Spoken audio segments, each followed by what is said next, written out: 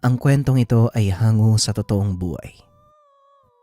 Mula ito sa isa nating kabayan na itago na lang natin sa pangalang Ignacio. Walang eksaktong taon, probinsya ng Negros. Ang sabong, isa sa mga sugal na kinahihiligan ng karamihan sa ating mga kababayan.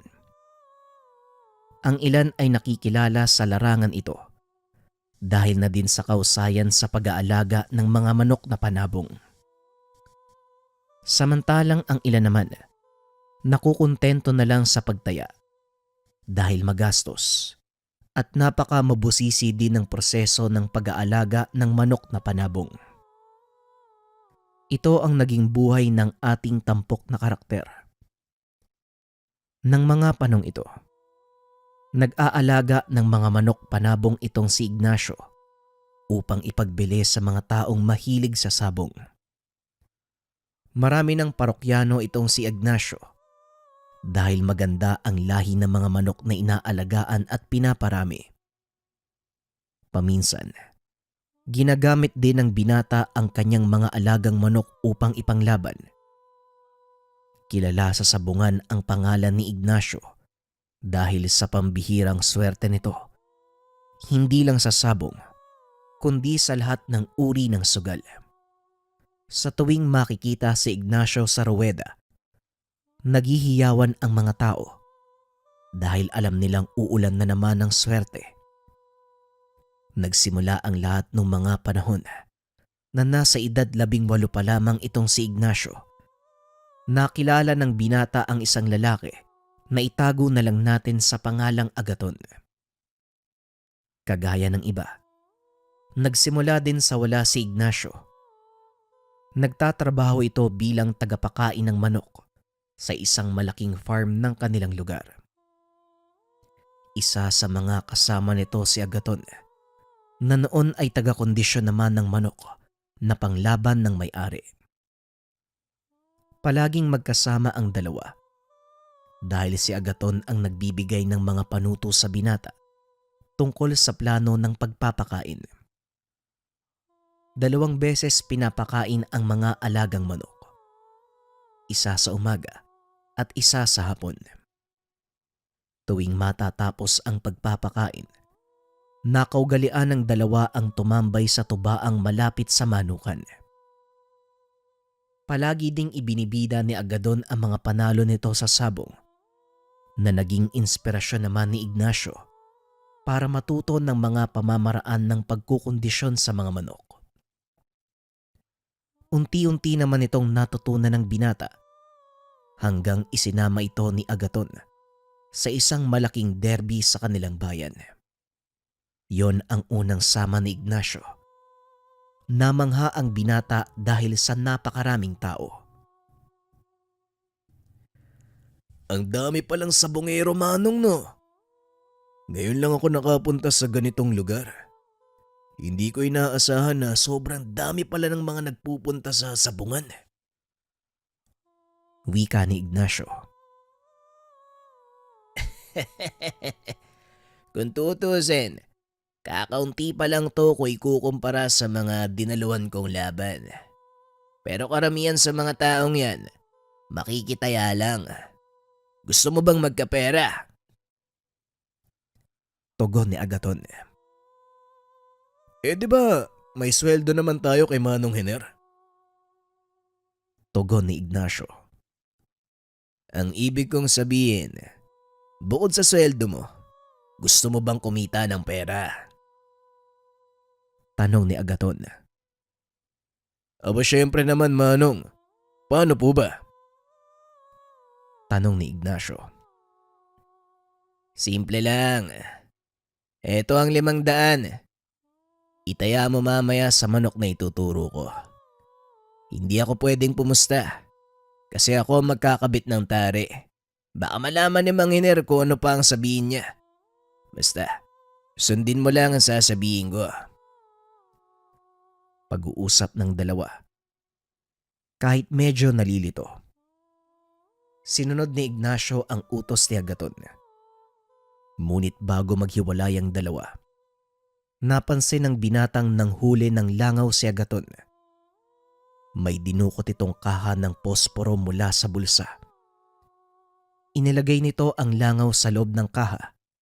Binulungan ang kung anong nasa loob. Hindi naman gaanong pinansin ni Ignacio ang ginawa nito. Ngunit lingid sa kalaman ng binata na ito ang makakapagpabago ng kanyang kapalaran. Ilang sandali pa ang nakalipas ay nagsimula na ang mga soldata. Tinignan ni Agaton si Ignacio. Itinuro ang manok ng kanilang kalaban. Kaagad namang nakuha ng binata ang ibig sabihin nito.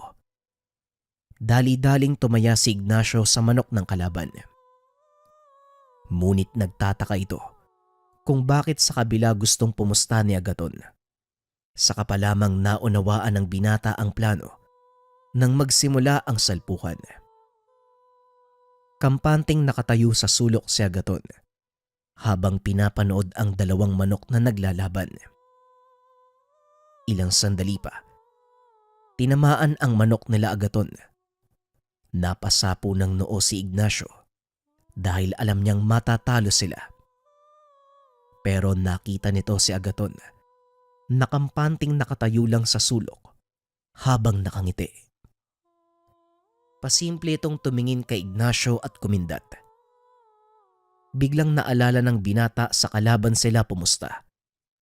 Kaya naman napangiti ito. Dali-daling bumaba si Ignacio sa ruweda. Nilapitan si Agaton. "O ano, nakuha mo ba yung panalo? Sa susunod na soldata, ganun uli ang gawin mo. Doon ka lang sa taas. Antayin mo ang hudyat ko." Wika ni Agaton. Sunod-sunod na panalo ang natamo ng dalawa. Ngunit para hindi mahalata ng kanilang amo, sinasabihan ni Agaton ng binata na pumusta sa matatalong manok. "Malaki yung napalalunan natin ngayon, Manong. Paano mo nalaman kung sino yung mananalong manok?" Tanong ni Ignacio habang pauwi ang dalawa. "Yon ang sikreto ko, Ignacio. Pero hindi pa ito ang oras para sabihin yun sa'yo. Darating tayo dyan. Sa ngayon, makontento ka na lang muna sa tinatamasa nating panalo." Tugon ni Agaton. Pagkatapos silang ayusin ang lahat ng mga kagamitan, kaagad na ding umuwi ang mga ito. Bagaman nanalo, hindi nakuha ni Mang Hiner ang kampyonato. Kakaiba talaga ang swerte ni Lorenzo. Mantakin mo. Isang laban na lang sana panalo na tayo eh. Masusungkit na sana natin ang kampyonato sa derby. Kaso wala eh. Mukhang talagang may kakambal na swerte yung taong yun, ano? Wika ni Mang Hiner habang nagmamaneho pa uwi. Hindi naman nagsasalita ang dalawa sa likod. Nakaagad namang napansin ng amo. Parang kanina pa kayo walang kibo dyan ah. Alam nyo kung minsan, talagang nangyayari ang ganon. Kung kailang kampante ka ng mananalo, saka pa magbibiro ang kapalaran. Kaya huwag kayong mag-alala, may susunod pa. Muling wika ni Mang Hiner. Yan nga po ang inaalala ko, Manong. Dahil baka sa susunod, hindi lang isang beses tayo matatalo ng Lorenzong yun. Ang kinakatakot ko, baka limasin niya tayo kung sakaling magkaroon ng sunod-sunod na soldata. Tugon ni Agaton. Ayos lang, Agaton. Alam mo sa sugal, hindi naman palaging panalo. May mga pagkakataong natatalo tayo. At bilang isang mananabong, dapat alam mo yon. Muling wika ni Mang Hiner. Para sa akin, Manong, ikaw ang may hawak ng swerte mo. At tamang pakikiramdam lang ang susi dyan. Hayaan mong ako magdala ng susunod nating mga laban.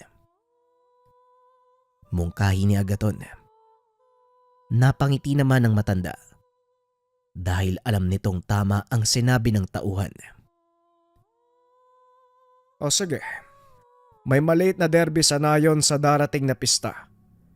Kakayanin ba nating magkondisyon ng 3 hanggang 5 manok sa loob ng 1 buwan?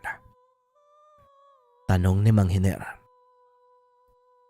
Hindi naman po imposible ang bagay na yon, Manong. Kami na po ang bahala ni Ignacio. Kahit papano naman, may natutunan na tong bata ako eh. Tugon ni Agaton. Kung ganon, bukas na bukas, mamili ka ng mga manok na ipanglalaban natin. Simulan mo na ang pagkokondisyon. Wika ni Mang Hiner. Kinabukasan sinunod ng dalawa ang utos ng matanda. Matapos mamili ng mga manok, kaagad sinimula ng dalawa ang pagkondisyon. Ngunit hindi nito sinunod ang nakaugalian nilang gawain. Napuna naman ni Ignacio dahil alam nito ang tamang paraan ng pagkukondisyon. Manong, parang kulang yata yung pakain mo sa mga manok ah. Saka yung mga gamot, parang hindi mo naman naibigay. Tanong ni Ignacio. Huwag kang mag-alala, Ignacio. Sinadya ko talagang gawin yun. Gusto kong ipakita sa iyo ang kaibahan ng swerte sa pagiging handa. Tugon ni Agaton. Dahil sa sinabi, hindi na nagtanong pa ang binata. Salip ay sinunod na lang nito ang sinasabi ng kasama hanggang sa dumating ang araw ng soldata. Habang naghahanda, kinausap ni Agaton si Ignacio. Meron itong inabot na supot. Nang buksan ng binata, nakita nitong magkahalong asin at abo ang laman. Para saan to, Manong? At saka, anong gagawin natin dito? Tanong ni Ignacio. Pangontra yan sa mga taong may hawak na mutya ng pampaswerte. Isaboy mo yan sa ruweda bago magsimula ang soldata. Tugon ni Agaton. Bago nga magsimula ang laban, kasabay nitong umakyat ng ruweda ang binata. Pasimple nitong inilaglag sa ruweda ang pulbos na ibinigay ni Agaton. Ayos na, Manong. Naikalat ko na yung pulbos. Bulong ni Ignacio. O sige, mamaya, sa manok ni Mang Hiner pumusta kapag ang kalaban natin ay sina Lorenzo. Tugon ni Agaton. Matapos ay bumalik na si Ignacio sa upuan. Inantay ang hudyat ng kasama. Ilang sandali pa ang nakalipas. Nagtapat ang manok nila at ni Lorenzo. Kasabay nitong umakyat ng ruweda si Agaton. Napansin ni Ignacio ang kakaibang titiga ng dalawa na tila ba may kung anong hidwaan sa pagitan ng mga ito. Gaya ng sinabi ni Agaton, pumusta si Ignacio sa manok ng kanyang amo. Natapat sila sa dihado at halos walang pumusta. Dahil kung titignan ang manok nila Mang Hiner, tila hindi ito makakalaban ng maayos. Ngunit laking gulat ni Ignacio nang mapatay nito ang kalaban sa loob lamang ng ilang segundo. Nagsunod-sunod ang panalo ng dalawa. Sa pagkakataong iyon ay natuwa si Mang Hiner. Sa wakas, natapatan si Lorenzo. Magaling ang ginawa niyong dalawa ngayong gabi ah. Nanalo tayo. Kaya ito, may dagdag kayo sa akin. Wika ni Mang Hiner. Nagpasalamat naman ang dalawa. Ngunit lingid sa kalaman ng matanda, mas malaking pera pa ang napanalunan ng mga ito kumpara sa kanya. Kinabukasan, kakatapos lang ng mga itong paliguan ang mga manok. Habang nagpapahinga, Hindi maiwasan ni Ignacio ang muling magtanong tungkol sa sekreto ni Agaton. Ngunit gaya ng dati, iwas pa din ito. Ayaw sagutin ang katanungan ng binata. Hindi pa ngayon ang tamang oras, Ignacio. Magantay ka. Malalaman at malalaman mo din ang lahat. Wika ni Ignacio. Sa kalagitnaan ng pag-uusap ng mga ito, dumating si Mang Hiner. May kasama itong bibili ng mga manok. Ay Ignacio, pakisamahan nyo nga ang dalawang ito. Mga parokyano sila mula sa syudad. Gusto nilang bumili ng manok kaya ikaw na ang bahala. Wika ng matanda. Kagad namang kumilos ang dalawa. Sinamahan ng mga ito sa pagtingin. Napakalawak ng manuka ng matanda, kaya natagalan ang dalawang kalalakihan sa pagpili. Matapos kilatising mabuti ang mga manok, sa wakas ay nakapili na ang mga ito. Pinuntahan nila Ignacio si Mang Hiner. Kinausap ng mga kalalakihan ang matanda. Nakapili na kami ng mga manok, Manong. Ito na po ang bayad Hindi na po kami magtatagal Nagaantay po yung amo namin Wika ng isa sa mga kalalakihan. O sige, maraming salamat sa inyo pakisabi din sa amo nyo. Paminsan-minsan dumalaw naman sa akin. Matagal na kaming hindi nagkikita. Tugon ni Mang Hiner. Ang amo ng dalawang lalaki, isa sa mga kakilala ng matanda. Ilang beses na itong bumili ng manok kay Mang Hiner. Ni minsan ay hindi pa natalo ang mga ito. Makakarating po, Manong. Medyo abala si amo sa bago niyang negosyo Kaya hindi siya gaanong nakakalabas ng bayan para personal na pumunta sa inyo. Tugon ng lalaki. Ayos lang naman. Kung hindi lang siya abala ka mo. Nandito lang naman ako sa manukan ko Tugon ni Mang Hiner. Matapos ay kagad nang umalis sa mga ito. Samantalang si Agaton at Ignacio naman, nagpaalam sa matandang pupunta ng tubaan. Hapon na ng mga sandaling iyon. Tapos na ang lahat ng gawain. Pumayag naman ang matanda. At habang nasa tubaan ang dalawa, hindi sinasadyang dumaan si Lorenzo. Naupo ang mga ito sa tapat na mesa ng dalawa. Kagad nitong napansin sina Agaton. Ngunit tila nananadya si Lorenzo. Nagpasaring ng salita kina Ignacio. Ay, tignan mo nga naman. Nandito pala ang dalawang magagaling na tauhan ni Mang Hiner. Kamusta naman ang malaki niyong panalo nung nakaraang derby? Tanong ni Lorenzo. Ayos lang naman. Ikaw anong nangyari? Bakit hindi ka nakalusot sa kampyonato nitong nakaraang soldata? Tugon ni Agaton. Biglang nagbago ang reaksyon ng mukha ni Lorenzo. Tumayo ito at lumapit sa mesa ng dalawa.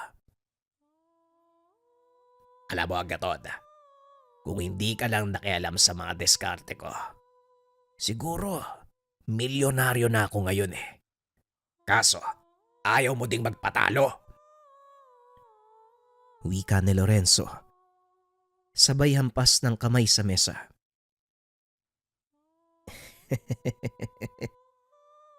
Huwag mo sabihin yan, Lorenzo. Alam mo ang mundong ginagalawan natin. Minsan may talo, minsan panalo, di ba? Kaya huwag mo kaming sinisisi dahil sa kakulangan nyo sa paghahanda. Tugon ni Agaton. Hindi naman nakapagsalita si Lorenzo dahil sa napakaraming tao ng mga oras na yun. Halos lahat ng naroon, mga kaibigan ng dalawa. Anong problema, Agaton? Kilala mo ba yung mga yan?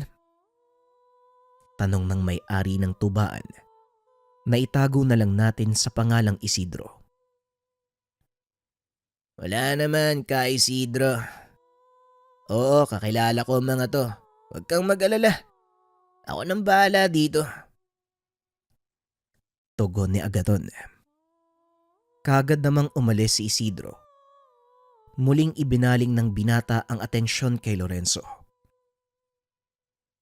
Nakikita mo ba ang mga taong to? Ilan lang sila sa mga bata ng amo ko. Kaya kung balak mong gumawa ng gulo, mag-isip ka. Baka hindi ka makalabas ng buhay sa kubo. Muling wika ni Agaton. Tandaan mo, Agaton. Hindi pa tayo tapos. Papasan ba't mauubos din ang swerte mo? Tugon ni Lorenzo. Kagad nang umalis sa lugar. Mukhang malaki ang galit sa'yo ng isang yun, Manong. Gigil na gigil eh. Wika ni Ignacio. Oo, Ignacio. Mag-iingat ka sa taong yan. Hindi siya basta-basta. Halika na, umalis na tayo dito. Baka maisipan pa ng mga yun na bumalik magkagulo. Nakakaya kay Ka Isidro. Tugon ni Agaton. Pagdating sa manukan, muling nag-usap ang dalawa. Sa pagkakataong iyon, napilitang magkwento si Agaton tungkol sa idwaan nilang dalawa ni Lorenzo. Alam mo, Ignacio, malalim ang ugat ng galit sa akin ng taong yun. Ako ang naging dahilan kung bakit unti-unting nalugi ang kanyang pasugalan sa bayan. Wika ni Agaton. Paano po nangyari yun? Ano bang ginawa niyo? Tanong ni Ignacio. Dito na pinaliwanag ni Agaton ang dahilan. Ayon kay Agaton, ilang beses nitong pinataob ang bangka ni Lorenzo. Hindi lang siya ang nananalo sa sugal. Kalaunan, nadiskubre ng mga tao ang kakaibang swerte ni Agaton. Kaya tumataya na ito sa kanya. Lalo na kapag pusoy ang laban, dumadami ang taong pumapasok sa pasugalan na naging pabor naman para sa kanya. Ngunit lingid sa kalaman nito na ang mga taong yon at si Agaton ang magiging dahilan ng tuluyan niyang pagbagsak.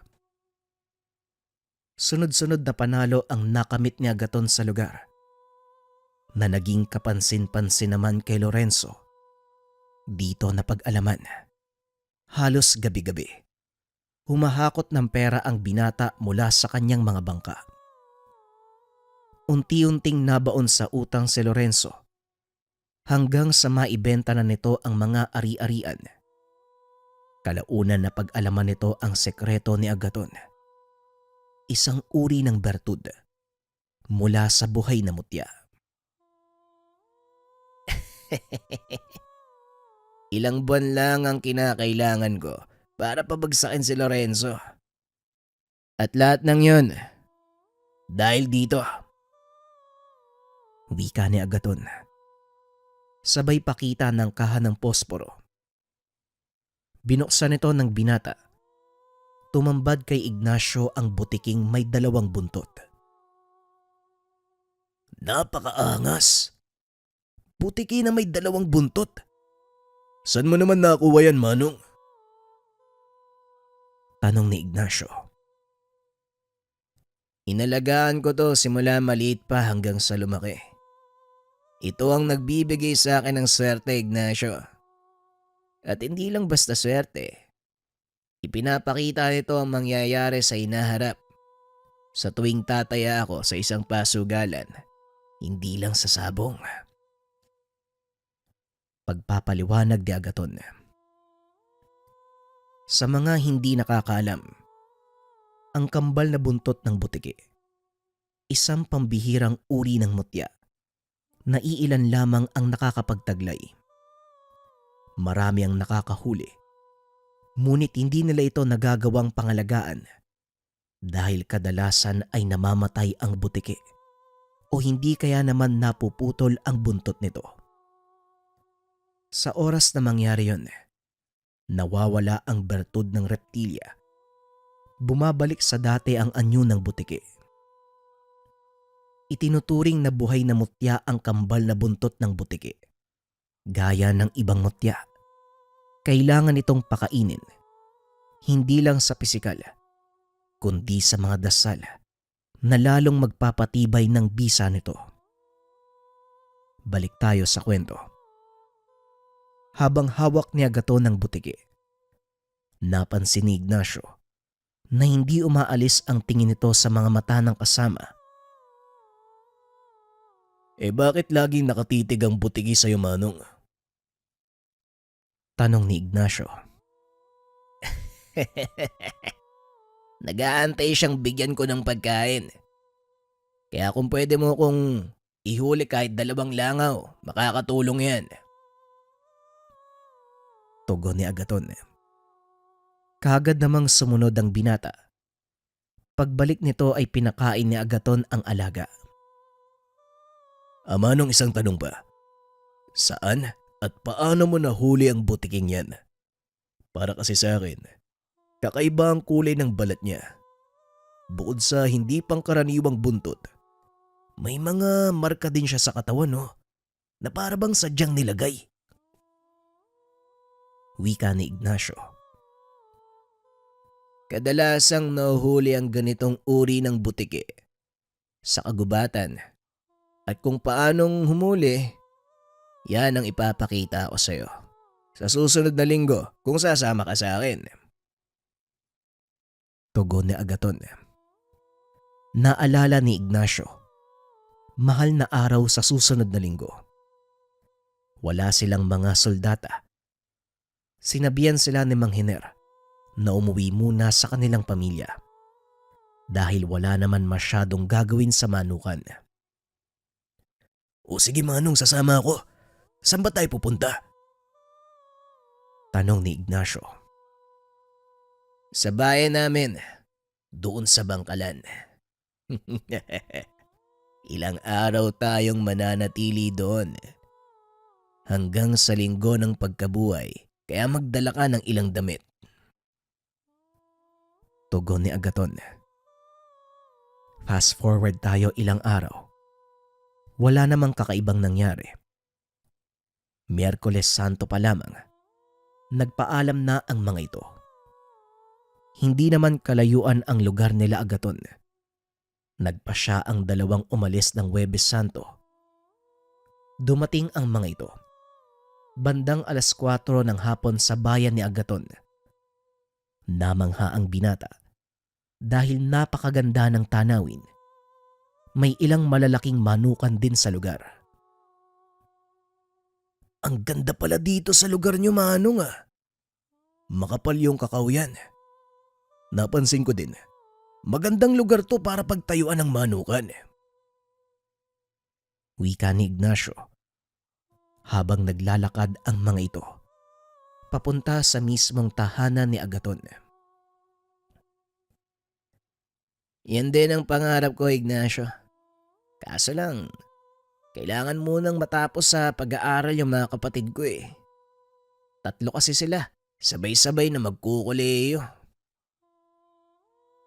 Tugon ni Agaton. Ilang sandali pa ay narating ng mga ito ang tahanan ng binata. Sinalubong naman sila ng 2 dalaga. Ipinakilala ni Agaton si Ignacio sa mga ito. Ignacio, sila mga kapatid ko, nag-aaral sila sa kolehiyo. Diyan sa malapit na universidad. Agrikultura ang kinuha nilang kurso. Yan lang kasi yung meron dyan sa ngayon eh. Wika ni Agaton.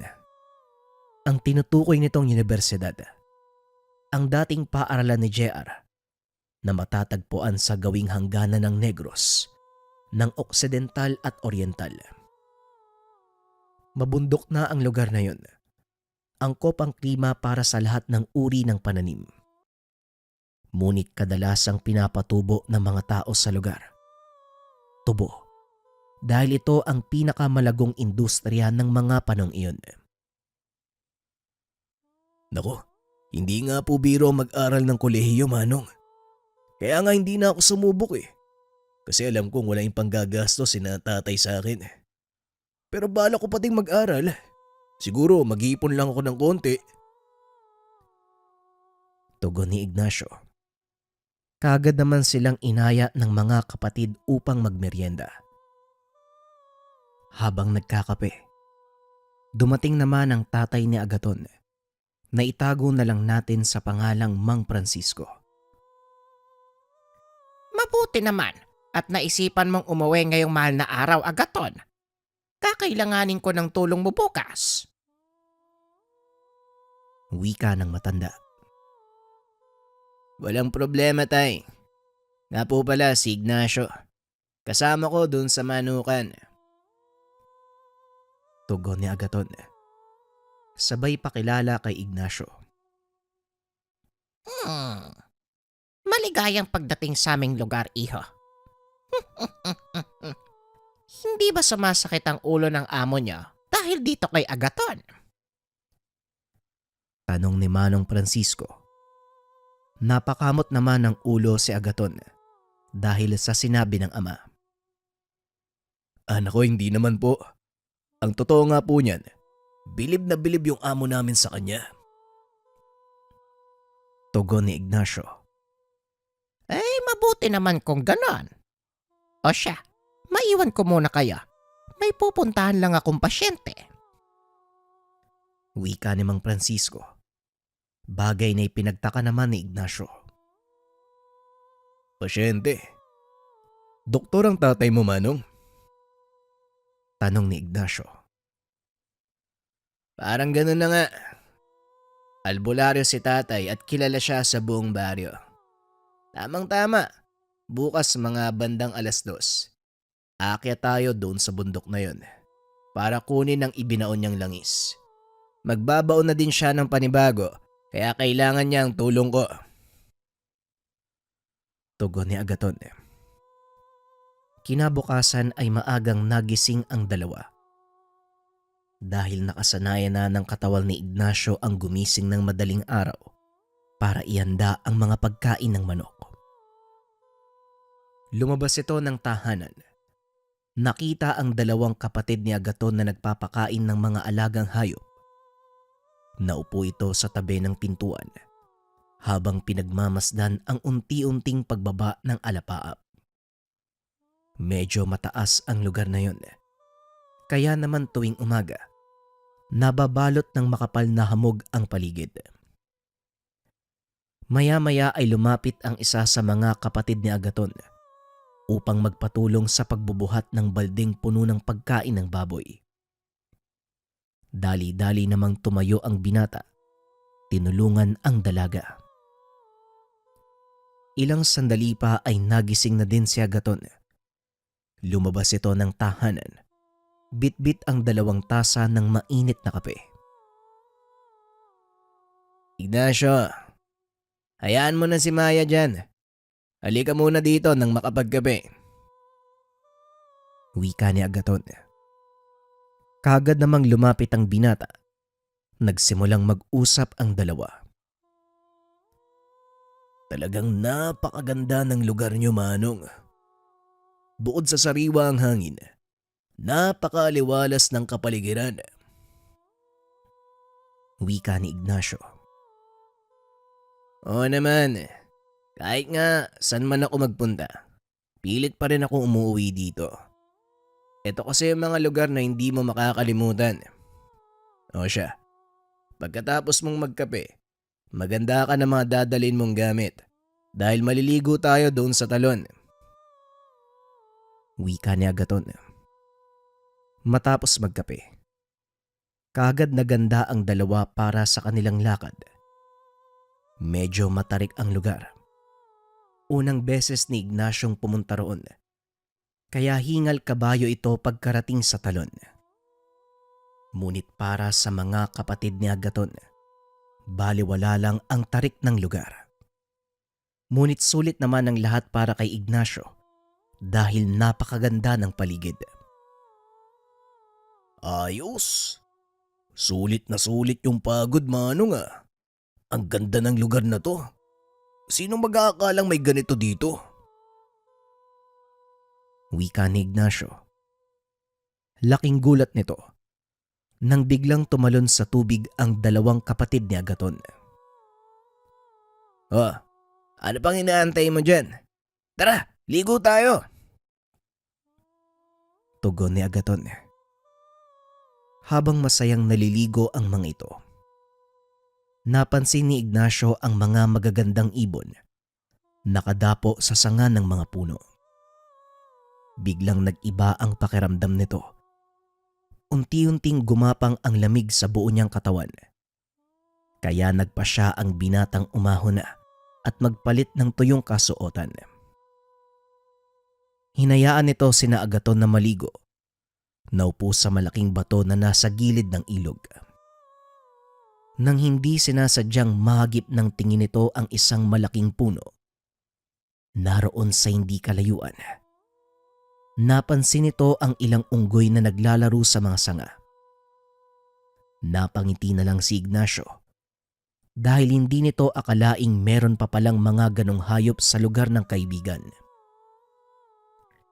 Ilang sandali pa ay nag-aya ng umuwi si Agaton. Magtatanghaling tapat na. Kailangan pa nilang umakyat ng kabilang bundok bandang 3:00 ng hapon. Pagkarating sa tahanan, kumain lang sila ng tanghalian. Nagpahinga sandali at kagad nang umalis. Kasama si Mang Francisco. Habang nasa daan kinausap ni Agaton ang binata. Huwag mong pupunahin ang anumang makikita mo sa lugar. Lalo na ang gagawin ni tatay. Maraming mga elemento ang nagkalat dito. Nag-iisa lang si tatay.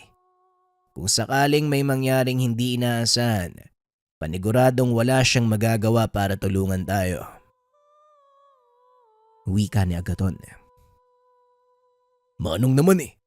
Tinatakot mo lang yata ako eh. Tugon ni Ignacio. Hindi siya nananakot, iho. Totoo ang sinabi ni Agaton. Espesyal para sa mga engkanto ang oras at araw na ito. Dahil patay ang Diyos. Walang sino mang pipigil sa kanilang gawin ang mga gusto nilang gawin. Wika ni Mang Ignacio. Biglang nakaramdam ng kilabot si Ignacio sa sinabi ni Mang Francisco. Dumikit ito kay Agaton. Habang naglalakad paakyat ng kabundukan, ilang sandali pa ay narating na nila ang lugar. Nagsimula ng magsagawa ng kung anong ritual si Mang Francisco. Samantalang si Agaton naman, dinukot ang kahan ng posporo sa kanyang bulsa. Pinakawalan ang alaga nitong butike sa isa sa mga puno. Manong, bakit mo pinakawalan yung alaga mo? Paano yan? Di wala na tayong pampaswerte. Tanong ni Ignacio. Huwag kang mag-alala. Kung para sa'yo ang isang bagay, kusa itong babalik kahit anong gawin mong pagpapakawala. Halika, tulungan mo ako magukay dito. Kunin natin ang mga ibinaon na langis ni tatay. Habang nagukay ang dalawa, tuloy naman sa pagsagawa ng ritual si Mang Francisco. Hanggang sa matapos ito, muling nagbaon ng mga bote ng lana ang matanda. Sa susunod na taon naman natin hukay ng mga ito. Bilisan nyo na. Kailangan na nating bumaba bago pa tayo abutan ng 6:00 sa lugar na to. Wika ni Mang Francisco. Kagad na ding umalis ang tatlo sa lugar. Saka pa lamang naalala ni Ignacio ang pinakawalang alaga ng kaibigan nang makarating na sila sa tahanan. Naku Manong, mukhang nakalimutan mo yata yung alaga mo ah. Wika ni Ignacio. Napangiti naman si Mang Francisco dahil sa sinabi ng binata. Huwag kang mag-alala. Tandaan mo lang ang sinabi ko sa'yo kanina.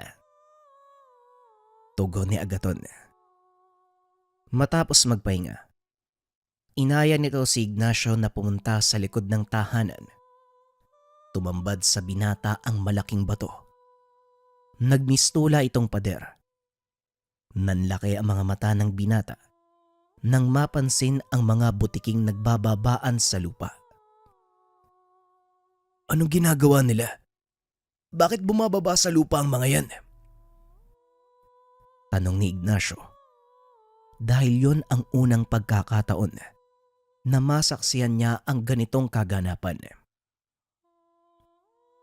Tuwing sasapit ang orasyon o hindi kaya ang 6:00, kusang bumababa ang mga butike upang humalik sa lupa. Bilang tanda ng pag-alala ng kanilang pinagmulan. Pero hindi yan ang dahilan kung bakit kita dinala sa lugar na to. Talasan mo ang iyong paningin, Ignacio. Isa sa mga butiking yan ang nagtataglay ng kambal na buntot. Tugon ni Agaton. Sabay abot ng itim na tela kay Ignacio. Itim na tela. Anong gagawin ko dito, Manong? Tanong ni Ignacio. Sa oras na makita mo ang butiking may kambal na buntot, gamitin mo ang telang yan upang ipangtaklob sa kanya. Huliin mo ito at siguraduhin hindi masasaktan o mapuputol ang kanyang buntot. Ibalot mo ng maigi sa itim na tela at siguraduhin wala itong makikitang liwanag sa loob ng 3 araw. Tugon ni Agaton. Matyagang nag-abang si Ignacio sa sinasabi ng kaibigan. Medyo nahihirapan ito sa pagsipat dahil humahalo ang kulay ng mga butike sa malaking bato. Ilang sandali pa ang nakalipas. Natanaw ni Ignacio ang hinahanap. Isang butike na merong 2 buntot. Perpekto ang pagtubo ng mga ito. Mula sa pinakapuno hanggang sa pinakadulo. Dali-daling tinakpan ng binata ang nilalang gamit ang itim na tela. Habang ginagawa niya ito, nag-uusal naman ng dasal si Agaton. Matapos ay sinabihan niya ang binatang marami nitong dukutin at ibalot. Tuwang-tuwa si Ignacio nang maramdamang kumilos ang butike sa loob ng tela. Matapos ay dinala ito kay Mang Francisco. Ibigay mo kay tatay ang nakuha mo, Ignacio. Siya na ang bahalang magbasbas niyan para sa'yo. Wika ni Agaton. Maupo ka sa tabi ko, bata. Ipikit ang mga mata. Pakinggan mong mabuti ang mga dasal na sasambitin ko. Dahil ito ang magiging daan upang mapagana mo ang bertud na taglay ng butiking ito. Wika ni Mang Francisco. Sinunod ni Ignacio ang sinabi ng matanda. Nagsimula itong mag-usal. Naramdaman ng binata na tila binuhat siya pa'y taas. Sobrang gaan ng pakiramdam nito. At ang bawat salitang naririnig mula kay Mang Francisco ay kusang tumatatak sa kanyang isipan.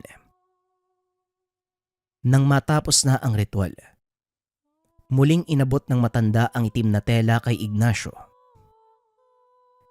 Hindi dapat makakita ng liwanag ang nilalang na yan sa loob ng 3 araw. Wika ni Mang Francisco. Ilang sandali pa ay may gumapang sa likod ni Agaton. Nanlaki ang mga mata ni Ignacio dahil yon ang alagang butike ng kaibigan.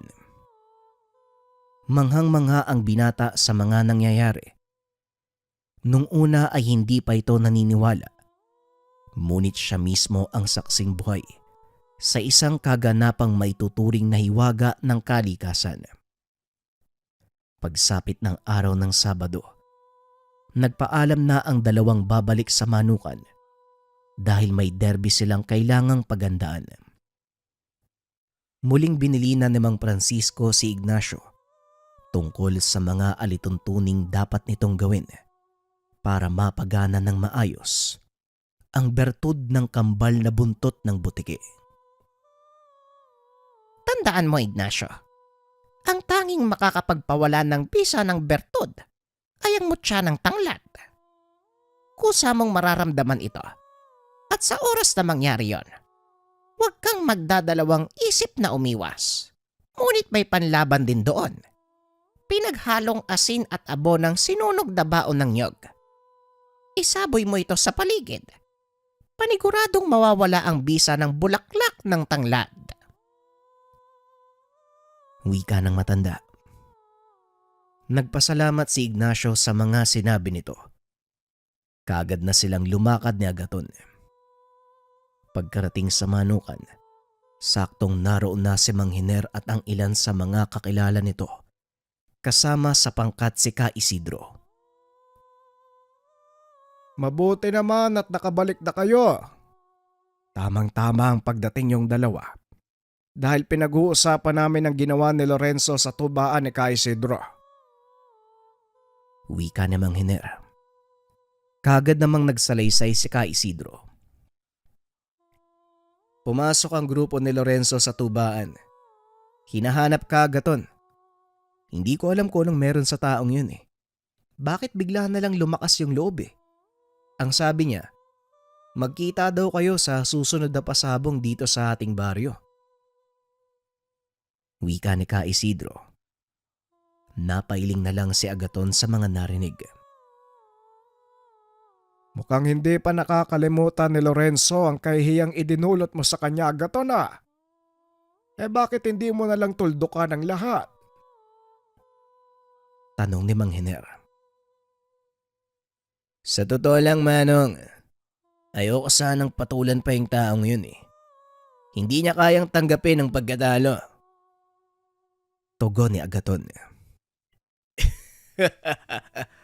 Ikaw talaga, Manong. Sino ba namang may matinong utak na tatanggap sa pagkatalong umabot ng halos kalahating milyon? Wika ni Ignacio. Nagtawanan ang lahat sa narinig. Ngunit sinaway sila ni Mang Hiner. Hindi nakakatawa ang nangyari, Ignacio. Sa kagustuhan ni Lorenzo na bawian si Agaton, nakipagkuntsaba ito sa isang albularyo. Ipaliwanag mo kasi ang lahat, Isidro. Wika ni Mang Hiner. Tinuloy ni Isidro ang pagpapaliwanag. Oo na, Ka Hiner. Masyado kong mainit eh. Bueno, tama ang sinabi ni Mang Hiner, Agaton. Kasama nito ang isang matandang lalaki. Sa pagkakadinig ko, yung pangalan daw Manong Totong eh. Tugon ni Ka Isidro. Kung ganon, mukhang mangangailangan tayo ng mas malakas sa asangga. Sa tingin mo, Ignacio? Nakangiting wika ni Agaton. Ramdam ni Ignacio ang kaunting kaba sa kaibigan. Kaya naman nagbungkahi ito na ipatawag si Manong Francisco. Sa palagay ko, kakailanganin natin ang tulong ng tatay mo. Hindi na to labanan ng swerte, Manong. Doon sa kasama ni Lorenzo, doon tayo dapat mabahala.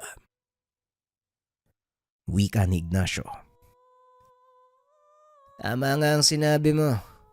Manong Hiner, maaari niyo po bang ipahiram sa akin ng inyong sasakyan? Susunduin ko lang si tatay. Wika ni Agaton. Hindi, Agaton. Dalawa tayong susundo sa tatay mo. Pero teka, oo nga no, ano bang magagawa ng tatay mo tungkol dito? Tanong ni Mang Hiner. Sa susunod ko na po ipapaliwanag. Sa ngayon magmadali na muna tayo. 2 araw na lang pasabong na. Baka mauli ang lahat. Pagsisiyan natin ang pag-aaksaya ng oras. Tugon ni Agaton. Dali-daling kumilos ang mga ito. Naiwan si Ignacio sa manukan upang asikasuhin ng mga manok na ilalaban sa pasabong. Maliit na patimpalak lang ito. kaya hindi gaano kabigat ang kinakailangang paghahanda. Kaunting bitamina lang at sapat na pagkain ang kailangang gawin ng binata dahil nasa kondisyon naman ang mga alagang ipanglalaban. Matapos ang paghahanda, naalala ni Ignacio, 3 araw na ang nakakalipas matapos niyang mahuli ang butiki. Sinubukan itong buksan ni Ignacio. Nagulat ang binata dahil hindi ito umaalis sa kanyang palad. Dali-daling kumuha ng tubig si Ignacio, ipinainom sa alaga. Kasunod nito, humuli siya ng langaw at ipinakain naman dito. Sabay na gumalaw ang buntot ng butiki. Patunay na buhay ang mga ito. Naghanap ng posporo si Ignacio at doon inilagay ang butiki. Pagpasensyahan mo na muna. Yan muna yung munti mong tahanan, kaibigan. Sa susunod na araw, igagawa kita ng mas malaki. Wika ng binata. Kinagabihan ng araw na yon, dumating si Mang Hiner kasama si Mang Francisco. Naipaliwanag na ni Agaton ang lahat sa amo. Kahit papano nauunawaan na nito ang mga nangyayari. Hindi ako makikisali sa pasabong na ito, Agaton. Kayong dalawa ni Ignacio ang pagkakatiwalaan ko. Mag-ingat kayo. Wala akong pakialam kung mamatay man ang mga manok na gagamitin nyo. Maaari silang palitan Pero kayong dalawa, buti sana kung napipisa lang din na itlog ang kagaya nyo. Pero hindi. Pabirong wika ni Mang Hiner. Huwag po kayong mag-alala, Manong. Kami na po ang bahala dito. Nandito naman si tatay. Tugon ni Agaton. Ngunit biglang sumagot si Mang Francisco habang nakatitig kay Ignacio. Mukhang hindi na kailangan ng tulong ko dito. May isang tatahi-tahimik sa sulok. Alam kong malaki ang magagawa niya. Pero sasama pa din ako sa inyo. Matagal na akong hindi nakakapasok sa sabungan. Wika ni Mang Francisco. Napangiti naman si Agaton dahil alam nito ang ibig sabihin ng ama. Sige tay, tiwala po ako sa sinabi nyo. Halika na, Ignacio. May gagawin tayo sa mga manok na ilalaban sa susunod na araw. Wika ni Agaton. Nagpunta ang mga ito sa manok na nakaiwalay sa mga kulungan. Kinuha ni Agaton ang botelya ng langis sa bulsa nito. Napansin ni Ignacio na may maliliit na bagay na lumulutang sa loob ng sisidlan. Anong mga bagay na yan, Manong? At saan mo yung gagamitin? Tanong ni Ignacio. Ito ba? Mutya ng alitap-tap ang mga yan. Halika, tulungan mo kong ipahid sa katawan ng manok ang lana. Tugon ni Agaton. Hindi na nagtanong pa si Ignacio dahil natalakay na ito ni Mang Francisco noong dumalaw ang dalawa. Ayon sa matanda, ang mutya ng alitap-tap na binabad sa lana ng niyog na walang mata, mabisang depensa laban sa kahit anong palipad hangin. Alam ni Mang Francisco na ito ang gagamitin ng mga kalaban dahil hindi naman sila pwedeng maglagay ng anumang pangontra sa mga manok. Maliban na lang sa tare na ikakabit dito. Matapos ang paghahanda, kaagad na ring nagpahinga ang mga ito. Binigay ni Agaton ang maliit na bote kay Ignacio. Sinabihan niyang itago ito. Ingatan mo ang botelyang yan. Siguraduhin mong hindi makikita ng mga kalaban. Lalo na kung totoo yung sinasabi ni Kay Isidro. Dahil sa oras na masipat niya ang botelya, paniguradong gagawa siya ng paraan para makontra ang bisa nito. Wika ni Agaton. Kinabukasan, muling nag-usap-usap ang pangkat. Sa huling pagkakataon, inilahad ni Agaton ang magiging plano. Tay, alam kong wala kayong karanasan sa sabong. Pero gusto kong kayo ang unang magbitaw ng manok. Sa oras na makatapat namin sina Lorenzo, kami na ang bahala ni Ignacio. Wika ng binata sa ama. Yan lang ba? Walang problema.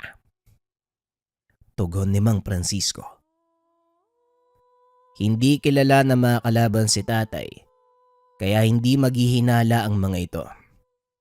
Ignacio, manatili tayo sa taas ng ruweda. Huwag kang magpapakita sa mga kalaban. Kung sakaling makita ka nila, huwag kang magpapalata na sumali tayo sa pasabong. Wika ni Agaton sa binata. Maliwanag, Manong. Tara na, nailagay ko na sa karito ng mga manok. Ikakarga na lang natin sila sa sasakyan. Kagad nang lumakad ang mga ito. At kagaya ng napag-usapan, si Mang Francisco at si Ka Isidro ang pumasok. Samantalang si Mang Hiner naman at dalawang binata umakyat sa itaas na bahagi ng sabungan upang panoorin ang mangyayari. Nasipat ng mga ito si Lorenzo at isang matandang mahaba ang buhok. Nandito na sila. Sa palagay ko, wala silang kaalam-alam sa mangyayari. Wika ni Agaton. Oo nga, Manong. Tignan mo si Lorenzo. Kampanteng-kampante. At sa... Hindi na ituloy ni Ignacio ang sasabihin. Dahil may napansin ito. May dinukot si Lorenzo mula sa bulsa. Hindi ito gaanong makita ng binata. Ngunit naaninag niya na tila mga butil ng palay ang nakasilid sa maliit na botelya. Mukhang mabigat ang kargang gamit ni Lorenzo. Hindi yan bulaklak ng tanlad, Ignacio, kundi bunga ng pulang kawayan. Delikado si Ka Isidro kung sakali. Wika ni Agaton. Akmang bababa na sana ito. Nang biglang tumingin si Mang Francisco sa kanilang kinaroroonan, muling naupo si Agaton na labis namang ipinagtaka ni Ignacio. Bakit naman, Manong? Wala ba tayong gagawin? Tanong ng binata. Wala sa ngayon, Ignacio. Panoorin mo kung ano ang gagawin ni tatay.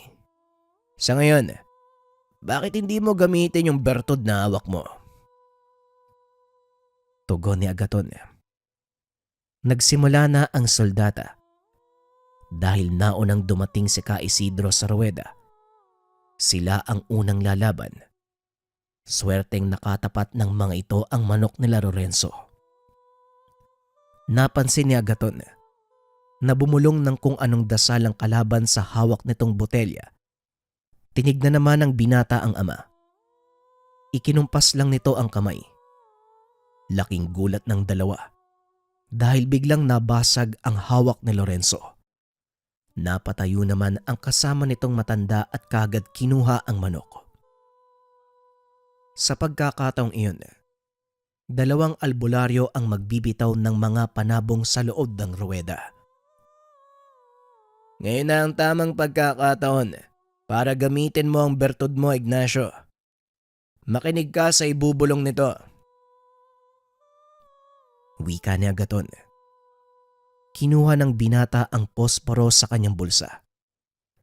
Inusal ang mga dasal na ibinigay sa kanya ni Mang Francisco. Nagulat ang binata dahil tila may kung anong nagbubulong sa kanya na pumusta sa hawak na manok ni Mang Francisco. Mananalo tayo, Manong. Siguradong mananalo tayo. Wika ni Ignacio. Nang bitawan ng dalawang albularyo ang mga manok. Kagad itong nagsalpukan habang si Lorenzo naman napapasapo ng ulo. Kitang-kita din ng dalawa ang pag-aalala sa mukha ng kasama nitong albularyo. Samantalang si Mang Francisco naman nakatayo lang sa gilid ng ruweda habang iniikot ang tingin sa paligid na tila walang pakialam sa nangyayaring soldata. Ilang sandali pa ang nakalipas. Dineklara ng sentensyador na panalo ang manok ng mga ito. Sa pagkakataong iyon, lumabas ng ruweda ang albularyong kasama ni Lorenzo. Nilapitan si Mang Francisco. Sa pag-aakalang magkakaroon ng kaguluhan, mabilis na lumapit ang dalawa. Naabutang nag-uusap ang dalawang matanda. Kahanga-hanga ang ginawa mo. Tinatanggap ko ang pagkatalo. Wika ni Mang Totong. Ganon din ang nakita ko sa'yo, kaibigan. Binabati kita. Tugon ni Mang Francisco. Kaagad umalis si Mang Totong sa lugar. Habang si Lorenzo naman ay patuloy na nagwawala. Dahil sa muli, natalo na naman siya.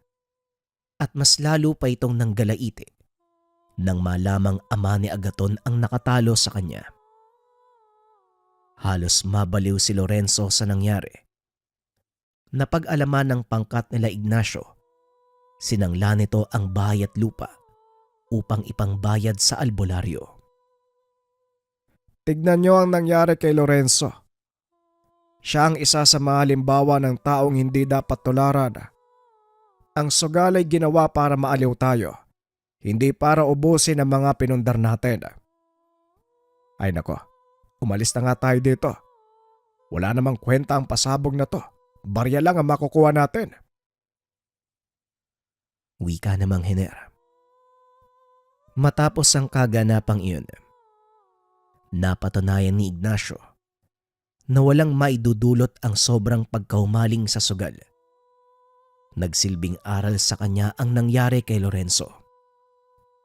Sa kasalukuyan, may sarili ng manukan ng binata, ngunit sa halip na gamitin sa sugalang bertud, ginamit niya ito sa negosyo na pagbebenta ng mga manok na panabong. Paminsan-minsan ay tumataya ang binata, ngunit hindi ito umuuwing talunan. Si Lorenzo naman, dahil sa pagkalugi ay tila nawala sa katinoan. Palaging nakikitang palakad-lakad sa daan. Nakangiting mag-isa habang namumulot ng kung ano-ano. Sa tuwing maaalala ni Ignacio ang mga nangyari, hindi nito lubos maisip na totoong naganap ang lahat.